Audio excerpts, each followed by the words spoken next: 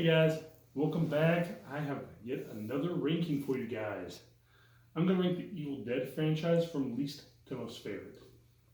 Now, before we get started, I just have a couple quick, there's a couple things I just want to explain or clarify for you. First off, I like all these movies, okay?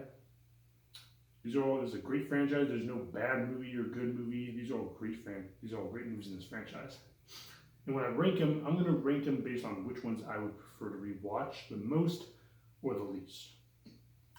Secondly, after this ranking, I'm going to do maybe a couple more rankings before we get back into like movie reviews. Okay? So next ranking will be, I think, the Omen franchise, and after that it'll be the Open Water trilogy. Thirdly, let me explain how I kind of look at movies, how I judge them. If it's below a 3, I consider it irredeemable or unwatchable. Like it's complete crap. 3 to 3.9, I would consider to be enjoyably, hilariously, watchably, or entertainingly bad. Okay? They're still awful, we can enjoy some about them. 4 to 4.9, I would consider decent. 5 to maybe 5.3, I would consider average or solid movies. 5.4 to 5.9, I would consider to be good movies. Like Blade Trinity. Yeah, it's the weakest of the Blade trilogy, but as far as movies goes, it's not bad. It's pretty good. 6 to 6.9, these are great movies, like cult classics like Pumpkinhead, Critters, or Gremlins 2, The New Batch. Okay? 7 and above, I would consider just near flawless, if not flawless movies. These are classics like Omen, Jaws. Alright? Alright, guys, let's get to it. Coming in at number 4. If you want to kind of look at this as my 4th favorite, all the way to my most favorite, that's fine. My 4th favorite Evil Dead movie is going to be the original, The Evil Dead, which came out in 1981. This movie's great. It's our first feature-length movie directed by Sam Raimi, who did the Spider-Man trilogy. He does a lot of cool stuff, a lot of memorable and iconic sequences in this movie. It's gory. It's got a little bit of campiness to it. You get Bruce Campbell in here, probably his first ever film role. The only issues I have with any of these movies, and these are just small nitpicks, guys, is the movie's kind of dated. And the characters, while interesting enough, they're forgettable. They're not really particularly memorable. Even Bruce Campbell's Ash is nothing more than your typical final guy in this movie. But you get so many iconic sequences and shots and just scenarios. Even the infamous tree scene in this movie. Keep in mind, any of these movies I would give 4.5 skulls out of 5, all the way up to 5 skulls. Like they're that good. Okay. My number 2 is going to be. I'm sorry, that's fine. My number 3.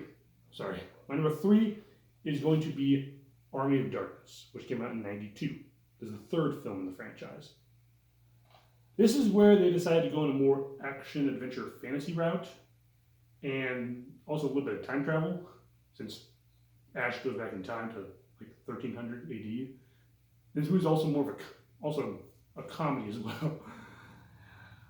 The only small nitpicks I have with this movie is that I think, for me personally, the slapstick comedy doesn't. I think they go a little too far with it in certain sequences, and this movie's the least bloody out of any of the franchise. Like, it's PG-13.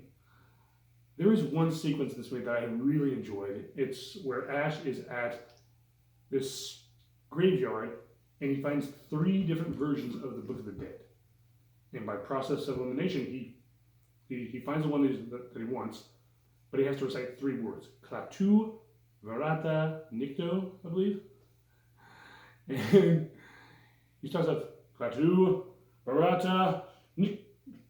He realizes that they forgot the words, so he has to kind of BS his way out of it. Klaatu, Barata, Nikto. And just that little sequence is, it's hilarious.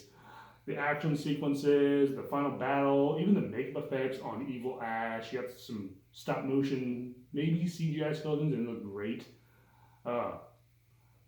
If you're too afraid of gore, I highly recommend Army of Darkness. But if you don't mind gore, the entire franchise. My number 2 is going to be Evil Dead 2, Dead by Dawn, which came out in '87. This is the second film in the franchise. They kind of decide to for probably the first half, they have Ash by himself in the cabin. They go a little bit further with the comedy than the original. The original was just kind of like a little campiness. Here they kind of utilize it more so.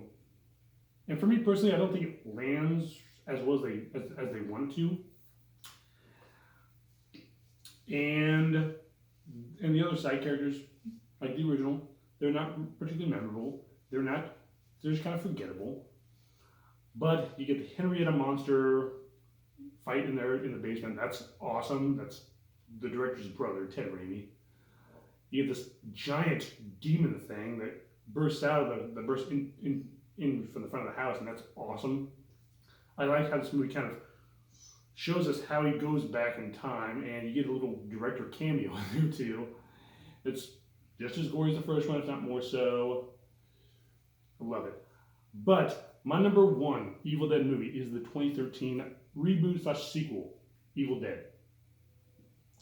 Now, the only nitpick I have with this movie is that one character, the sister's brother's girlfriend, is really the only character that's forgettable. She has a couple moments to shine here and there, but besides that, most of the time you just forget she's even in this movie.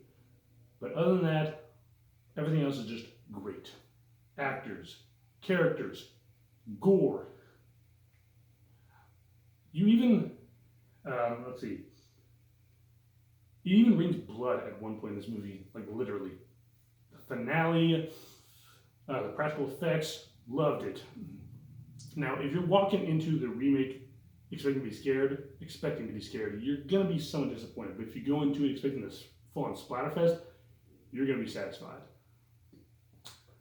So, that's my ranking of Evil Dead, guys. Join me next time when I will rank the Omen franchise. See you next time.